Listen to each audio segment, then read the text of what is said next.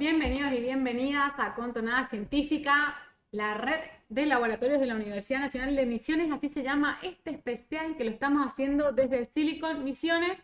Contarles que antes dábamos los programas en el CPA de la carrera de Comunicación Social de la Facultad de Humanidades y hoy vinimos hasta el Silicon y hemos tenido invitados para hablar justamente de algo que nos atraviesa cotidianamente como es la tecnología.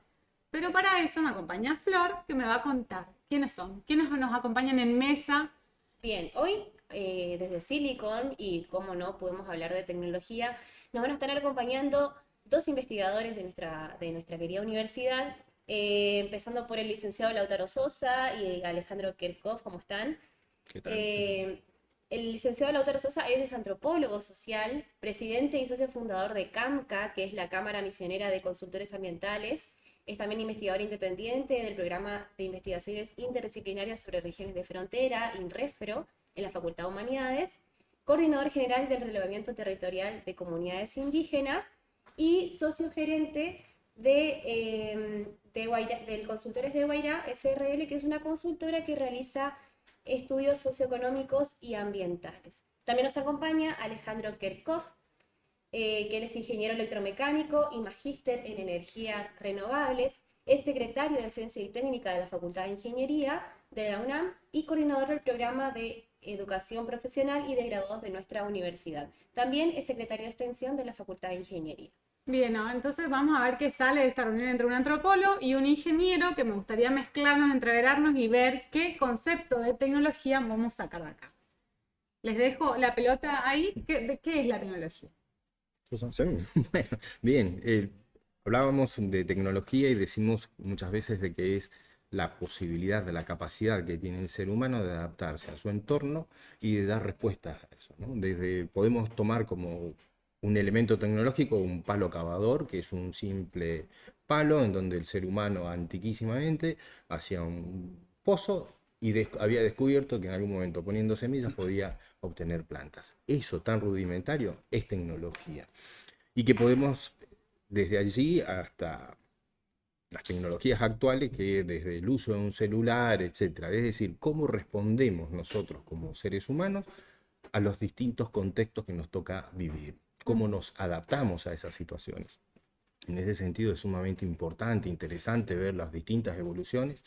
Y también como seres humanos que vivimos en distintos contextos a lo largo del globo, digamos, también damos distintos tipos de respuestas a esas situaciones, ¿no? Entonces es interesante porque la tecnología es una manifestación cultural, si se quiere, de cómo nos adaptamos y cómo respondemos a las situaciones concretas a las que nos tenemos que enfrentar. Uh-huh. Y desde la ingeniería, Alejandro, ¿cómo se piensa la tecnología? La tecnología es una herramienta que nos permite resolver un problema. Tener una situación problemática, bien lo mencionaba Sosa, decir, bueno, necesitamos plantar algo. Hoy no solo necesitamos plantar, sino que aumentar los niveles de producción. Cuando hablamos de mejorar los niveles de producción, tenemos que también visualizar si tenemos maleza, no tenemos maleza, cómo eliminar eso. Después, una vez que plantamos, tenemos que cosechar, tenemos que buscar la forma de llegar al producto a el que está necesitando. Cuando hablamos de situaciones problemáticas, todos tenemos situaciones problemáticas y la tecnología lo que nos va a hacer es ayudar a resolver una situación problemática.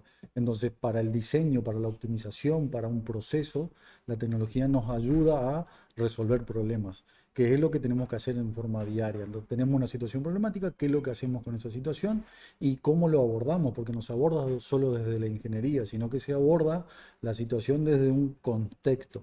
Un antropólogo, el que tiene el problema, el que está para solucionarlo, el que tiene la parte de la tecnología que estás necesitando para resolver.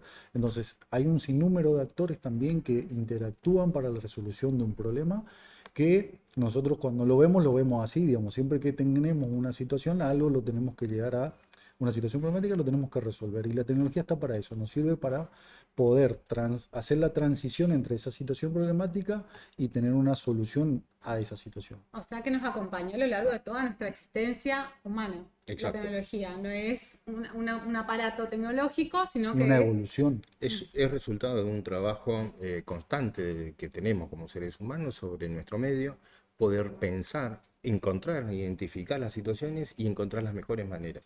Y ahí también está, tecnología también viene de la mano del concepto de ciencia, digamos, ¿no? La ciencia es justamente ese proceso o de saberes, si se quiere, ¿sí? La ciencia en todo caso será un tipo específico de saberes y que genera determinados conocimientos muy puntuales, pero digo, ese proceso de saberes que se convierten en conocimientos, que se sistematizan y ahí se convierte en ciencia, es el resultado de todo este proceso, ¿cierto? Entonces, es sumamente rico.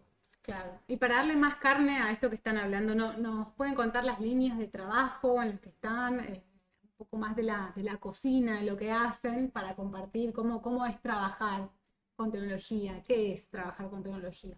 Nosotros, desde el enfoque donde trabajamos dentro de la asignatura, dentro del laboratorio, dentro de la institución en sí, nos servimos de varias herramientas. Entonces, cuando decimos cómo trabajamos, hay un trabajo que se hace de campo, hay un trabajo que se hace también previo y en conjunto y durante todo el proceso, que es la evolución y cómo va evolucionando la solución a una determinada problemática que justamente nace de ahí la interacción que hay entre una parte y otra, cómo podemos innovar, cómo podemos procesar toda esa información que vamos tomando y no queda circunscrita solo a lo que es un trabajo de laboratorio. Nosotros tenemos mucho trabajo de campo, entonces el que trabaja y viendo una red de laboratorio no solo es una red de laboratorio, sino que una red mucho más amplia.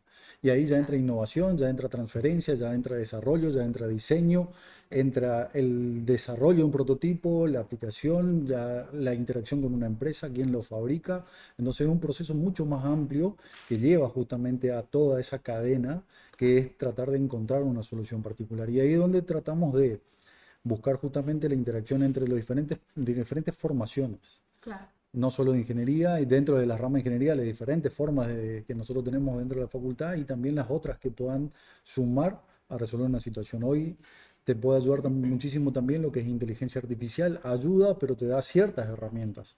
Ahora, la parte de soft, de hardware, que nosotros también podemos ir interactuando, nos permiten justamente a procesar una serie de informaciones que a nosotros nos va a permitir encontrar en el menor tiempo posible una solución. Y ahí es donde tenemos que ir interactuando. Entonces esa innovación también en ese proceso va de la mano del que ya tiene la formación específica y también tiene del que los está sumando al proceso de formación en lo que es investigación, porque también tienen ideas, también tienen conceptos que lo trajo de algún lugar. No es que nosotros venimos y lo formamos porque ingeniería te formó o alguna otra carrera te formó y vos sos eso. No, sos lo que te forma la sociedad en su conjunto. Entonces también tenés otras herramientas que quizá la carrera no te haya dado, pero sí te dio la sociedad. Y ahí es donde tenemos que tratar de aprender todo lo que podemos tener en nuestra sociedad como herramienta. Tenemos muchísimas cosas. El argentino, el misionero, el que está con una situación problemática tiene un montón de conceptos que lo tiene ya arraigado, ya tiene el conocimiento territorial. ¿No? Entonces nosotros trabajamos, y hoy mencionaron las comunidades aborígenes. Cuando nosotros trabajamos con chicos en comunidades aborígenes, los paisanos que le decíamos, tenían un bagaje de información que nosotros tratábamos de sacarla al máximo. En vez de ir a enseñar, nosotros tratábamos de aprender desde dónde ubicar un elemento, cómo ubicarlo, por qué acá, por qué allá, porque ellos están conociendo todo el contexto de donde nosotros queremos intervenir. Entonces también ahí es donde digo que hay una interacción de saberes. Nosotros enseñamos algo, pero ellos nos están enseñando mucho más en realidad a nosotros. Entonces ahí es donde tenemos que poner también en la balanza hasta qué punto nosotros estamos enseñando, porque en realidad todo el tiempo estamos aprendiendo. Desde el que inicia, el que ya se está formando, el que se está jubilando, que tuvimos también docentes que se fueron jubilando, y es un proceso que no termina nunca, es una evolución. Claro, o sea, a mayor conocimiento del territorio, quizás más ajustada a la herramienta, entonces la tecnología pensada para la solución de ese problema, podríamos Es una pensar. herramienta ajustada a las necesidades puntuales. Claro. Así nosotros tenemos tecnología que decir, bueno, tenemos que elaborar, producir una cosechadora, que ya hay cosechadora de hierbas, lo que se hable de concepto de cosechar. Ahora, tenés grandes producciones a nivel mundial, a nivel nacional, y que tenemos a nivel a nivel local. A nivel local quizás los niveles de producción no sean tantos, pero podemos hacer adaptaciones que nos permitan llevar a cosechar, a trabajar con la tecnología que tenemos y podemos generar para nuestros pequeños productores. Claro.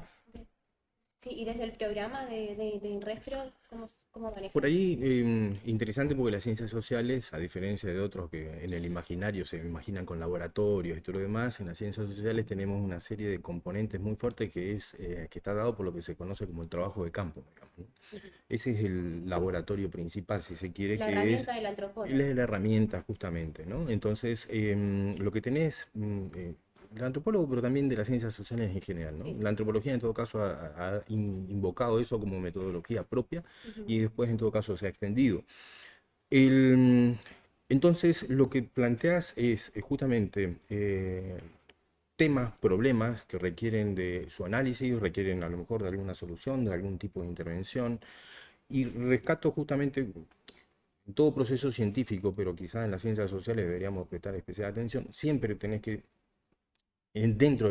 como parte del trabajo de campo y como parte de esa fase o etapa de diagnóstico, lo que tenés que hacer es justamente conocer por qué se hacen las cosas que se hacen.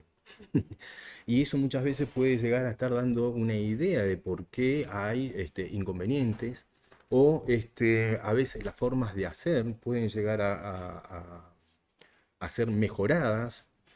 La cuestión es de qué manera Ujú. y qué impactos vamos a tener a partir de eso, ¿no? Por ejemplo, en el programa INREFRO es investigaciones interdisciplinarias, ese es un concepto. La idea de interdisciplinariedad nos habla de que no alcanza a abordar la realidad justamente desde una sola faceta, desde una cara, desde una disciplina, ni siquiera dentro de una misma especialidad. Se requiere también los saberes, los conocimientos, los trabajos que han aportado otros desde otros lugares, desde otras ciencias. Pero la idea de interdisciplinariedad también es interesante porque estamos hablando de quizá dentro de mundos académicos y de especificidades. Nosotros también le tendríamos que agregar, además de la idea de interdisciplinariedad, la idea de otros saberes. Interviene esto que vos bien mencionaste también. Cuando decimos otros saberes, a lo mejor no sean necesariamente conocimientos sistemáticos o Sí, sistematizados desde la científico. ciencia de Ujú. científico, pero sí rescatar justamente los conocimientos, los saberes de otros. Por ejemplo, los indígenas, o por ejemplo, la abuela paraguaya que conoce de hierbas, o alguien que conoce muy bien todo lo que es el ciclo de la luna, que lo podés explicar científicamente, por ejemplo, para todo lo que es el proceso de producción, pero también lo podés explicar desde el conocimiento de un hombre, un campesino, de hombre de campo, que se maneja muy bien con esas cuestiones. Entonces, ahí hay un intercambio de saberes Claro.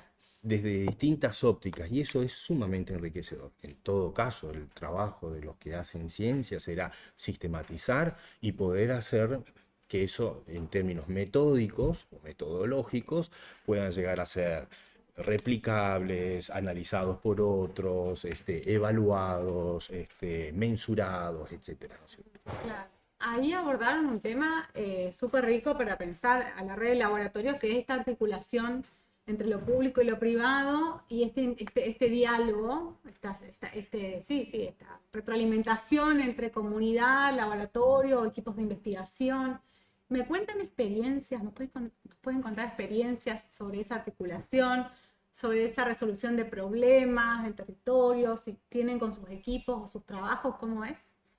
Puedo comentar breve alguna experiencia que se hizo desde el equipo de investigación, no es directamente mía, pero sí de gente que trabaja en el equipo, en todo lo que es las vinculaciones de fronteras posadas en coordinación, lo que son las relaciones laborales, y precisamente la doctora Carla Cosi ha trabajado sobre eso, y en donde se ha hecho un trabajo mancomunado junto con la gente de la Cámara de Comercio de Posadas. Entonces la idea era poder ver cuáles eran las condiciones de trabajo, las condiciones laborales de los empleados de comercio en uno y otro lado de la frontera. Sumamente interesante, rico, un estudio comparado entre ambos países y que permite también conocer al detalle situaciones o condiciones laborales. En lo propio, que tiene que ver con los trabajos con vía guaraníes, me ha tocado participar en algún momento de lo que es en realidad un mapeo, que es el mapa guaraní continental, que hizo un mapeo de todas las comunidades guaraníes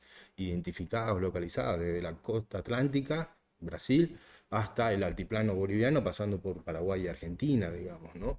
Entonces, ahí te da una idea, primero, de cuál es la distribución geográfica de esos pueblos guaraníes, hoy, y es interesante porque cuando vos superponés los nuevos mapas con los antiguos mapas, coinciden, siguen viviendo en el antiguo territorio, En el mismo lugar. en los mismos lugares o en las mismas áreas, con mayores o menores expansiones, algunos lugares que se retraen o que los expulsan. Bueno, todo esto que te estoy contando es resultado de poder hacer ese trabajo. Además de poder contar con una idea de cuál es el número de habitantes con los que cuentan hoy, la distribución y las condiciones, que después, cuando uno, vos decís, esta es la distribución, muy bien, estos son los números de habitantes.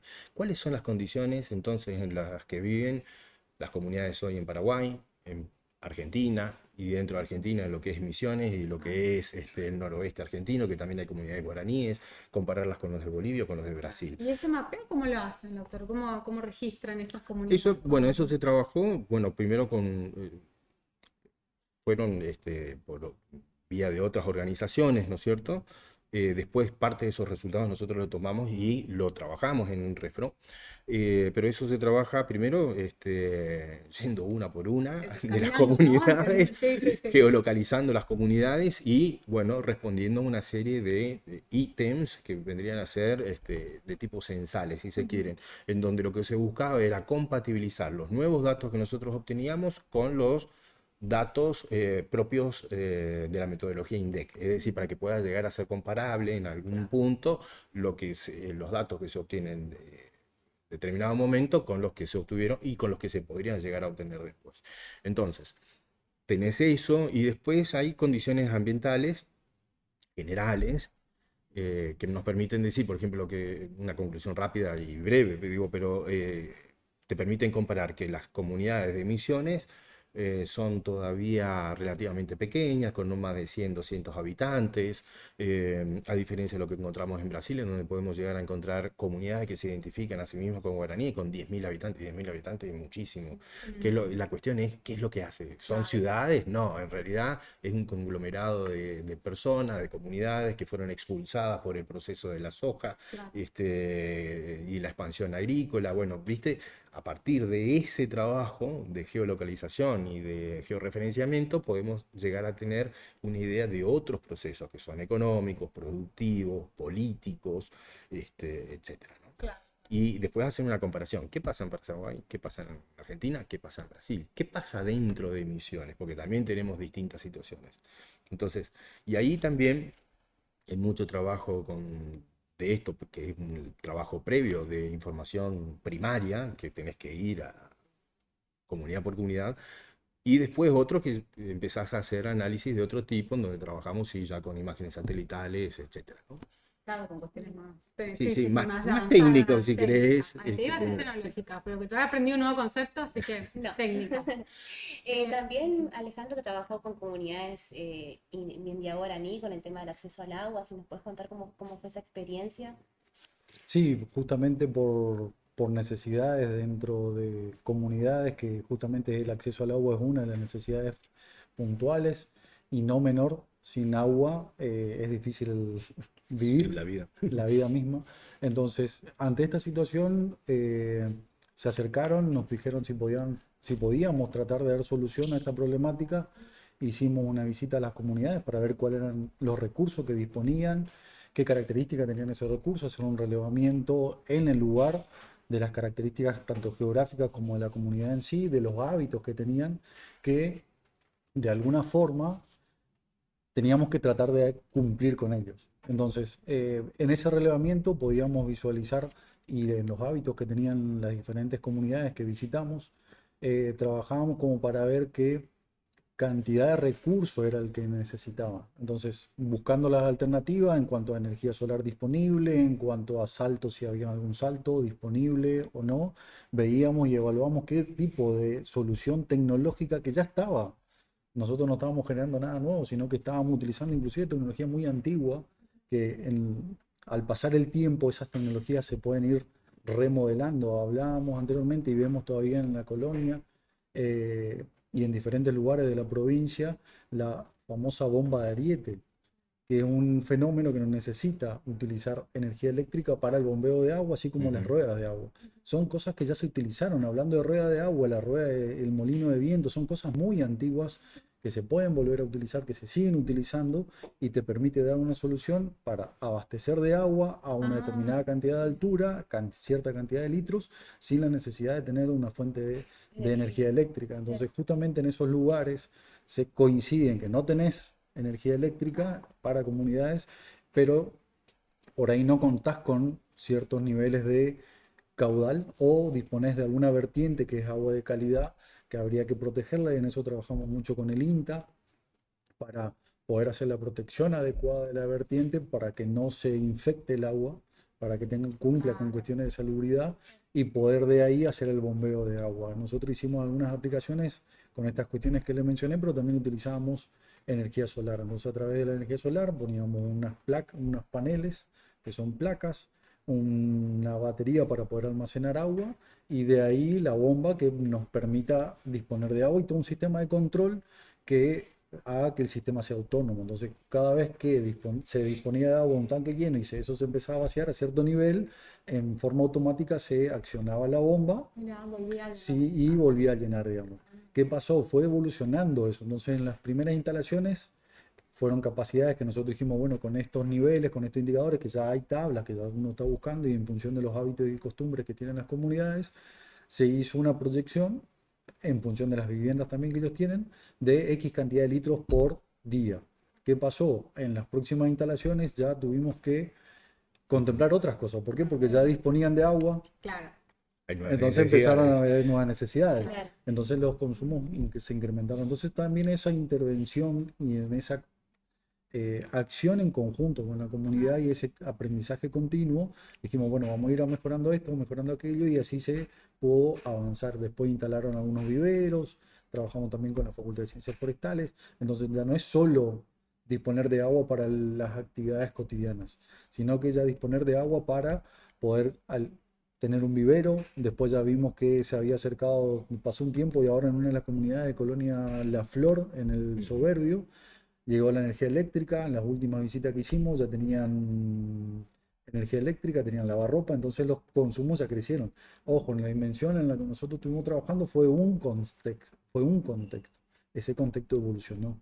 Quizá hoy ya la cantidad de agua que nosotros habíamos calculado para poder abastecer a esa comunidad hoy ya no está alcanzando. Ingenio y creatividad, digo, Claro. todo el tiempo tenés que estar... Y buscar la interacción con la tecnología que tenés. Entonces no es solo diseñar, crear, sino que adaptar lo que ya tenés a una solución que quizá no se haya tomado o no se haya alcanzado con la tecnología que hubo hasta el momento. Eso de usar la tecnología disponible, eso también mencionaste que usás sistemas de información geográfica y también Exacto. trabajas con... Bueno, lo que otros está planteando es también, porque la pregunta nace de la relación o vinculación público-privado, digamos, ¿no? Hay un concepto que también es interesante y transversal, que es el del ordenamiento del espacio de territorio, digamos. Eso también implica reflexiones acerca de cómo estamos, cuáles son los recursos y cuáles son las proyecciones y por lo tanto posibilidades de escenario. Se vincula con otra idea también muy importante, que es la de evaluación ambiental estratégica. Es decir, ¿qué tenemos?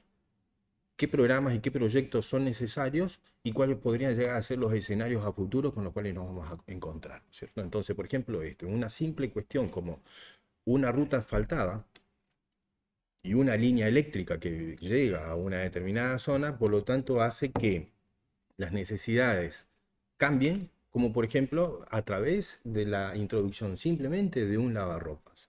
Las mujeres bajan la cantidad de horas de trabajo, necesitamos energía para esto, pero también si antes usábamos 20, 30, 100 litros por persona o por individuo de la unidad doméstica, ahora vamos a necesitar 200, 250.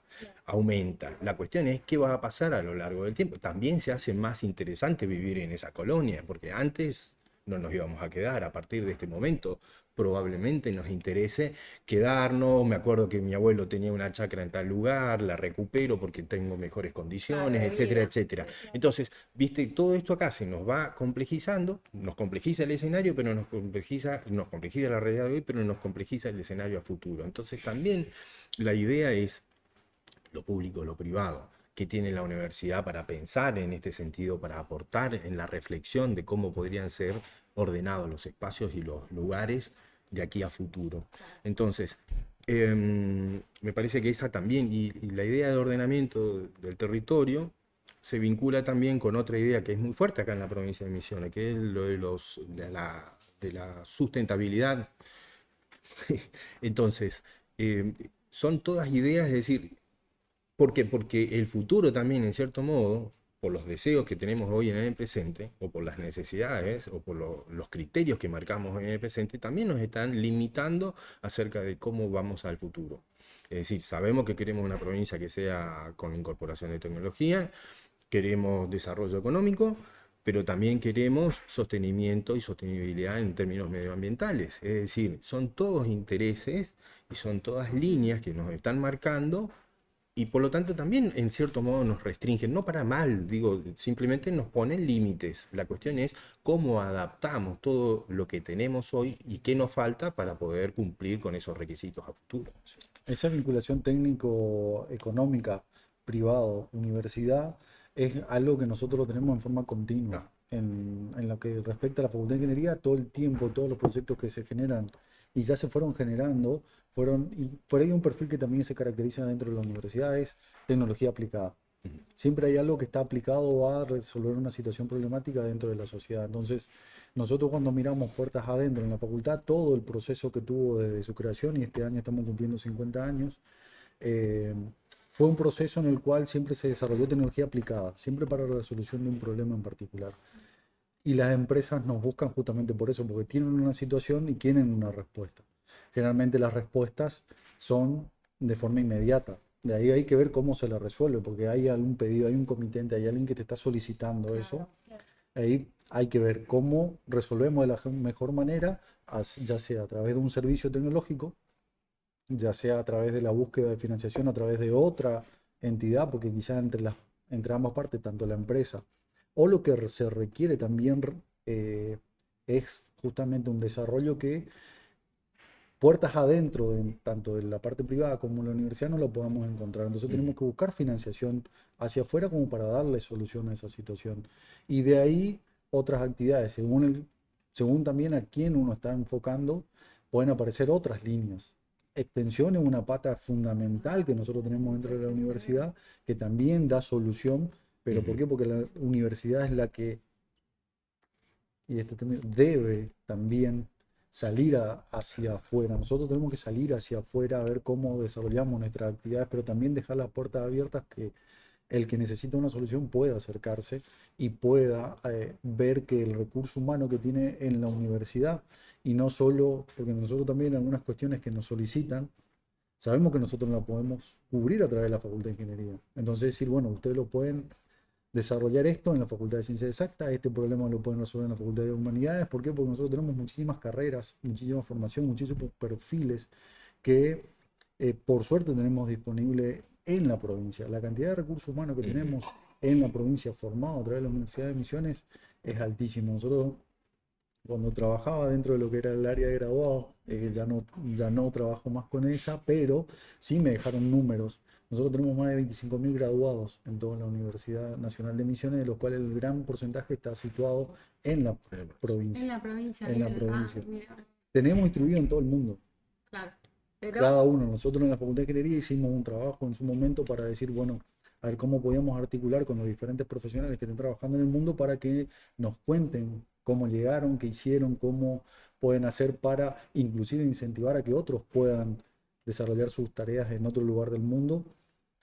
Brasil es un lugar donde todo el tiempo tenemos muchos profesionales que están trabajando en Brasil, y la formación que tenemos en la Universidad Nacional de Misiones es de calidad, como siempre la tratamos de poner como eslogan. ay, me diste un pie hermoso, divino lo que sí. El pie, porque la producción de este programa detectó o rescató, en realidad rastreó una entrevista de Diego Golombek, que ha mencionado hace poco que detrás de cualquier desarrollo tecnológico, en algún lugar está el Estado. ¿Qué piensan? Justo me diste un pie hermoso ahí, para hablar de esta cuestión del Estado, el rol del Estado frente a esta... El desafío. primer elemento que, bueno, nos toca hablar a nosotros de una universidad pública. Desde ese vamos, ya tenemos un rol del Estado claro, definiendo políticas de investigación, políticas de incentivos a carreras, etcétera, ¿no es cierto? También es cierto de que muchas veces desde el Estado se incentivan líneas de investigación que desde lo privado pueden ser muy útil, pero no invierten, por lo menos en nuestro país. Em, y la otra es de que, bueno, evidentemente la universidad pública ha sido la que ha aportado en general mayor número de profesionales, en términos cuantitativos, digo, ¿no? Y también de investigadores, por lo menos hasta lo que va del presente. La cantidad de investigadores que tenemos nosotros en la Universidad Nacional de Misiones en lo que respecta a ciencia, tecnología, innovación, desarrollo tecnológico, es el que nos va a dar no solo a nivel provincial, sino que a nivel nacional otro enfoque en lo que es ciencia y tecnología. Nosotros hoy a nivel nacional tenemos cortado no sé si el 100%, pero en lo que respecta a ciencia y tecnología no tenemos financiación, no tenemos la posibilidad de comprar insumos, no tenemos la posibilidad de seguir invirtiendo en equipamiento, infraestructura, que es justamente la parte donde podemos desarrollar y llevar una solución a la comunidad. Esa comunidad es una empresa, es la interacción con un municipio, es la interacción con una cooperativa, con una escuela, etcétera, etcétera. Entonces, si nosotros no pensamos en tener una fortaleza, porque es una fortaleza, es una inversión, no es un gasto. Ciencia y tecnología no es gasto. Todos los países, más los que están industrializados y lo que se denominan de primera categoría, tienen un altísimo, en relación inclusive al PBI, valores de punto de PBI muy altos. Y nosotros en el país tenemos que lograr eso, tenemos que buscar eso, porque son modelos. ¿Qué modelos queremos? ¿Queremos una universidad pública? ¿Queremos una universidad privada? Las dos conviven. Ahora, ¿qué hace el público en relación al Estado? ¿Qué es lo que hace cada uno de estos investigadores en el cual el Estado invierte para dar soluciones al país? Entonces, nosotros creo que el enfoque no tiene que enfocarse en tratar de apuntar a una persona u otra persona que no me gusta porque dice tal cosa, no me gusta porque dice tal cosa, y son modelos políticos que son totalmente diferentes. Ahora, sí tendríamos que plantearnos nosotros y discutirlo, inclusive creo que en más ámbitos se tienen que dar estas discusiones porque hace no a lo partidario, sino a lo conceptual. ¿Qué es lo que nosotros estamos buscando como país? ¿Qué es lo que estamos buscando con nuestros investigadores? ¿Qué estamos buscando con ciencia y tecnología? Contonada Científica está en Silicon Misiones, en el especial de la red de laboratorios, y el tema de hoy fue tecnología. Floppy. Sí, Hacé los honores. exactamente. Sí. Bueno, nos despedimos y agradecemos la presencia a Lautaro y a Alejandro que nos acompañaron hoy en este tema que da para hablar muchísimo, sí, sobre tecnología. Voy a pensar 2 veces antes de decir artefacto tecnológico. Ahora sabemos que todos hacemos tecnología y todos somos capaces de pensar en términos de tecnología la vida cotidiana. Muchas gracias. Muchas gracias a ustedes. Gracias a ustedes.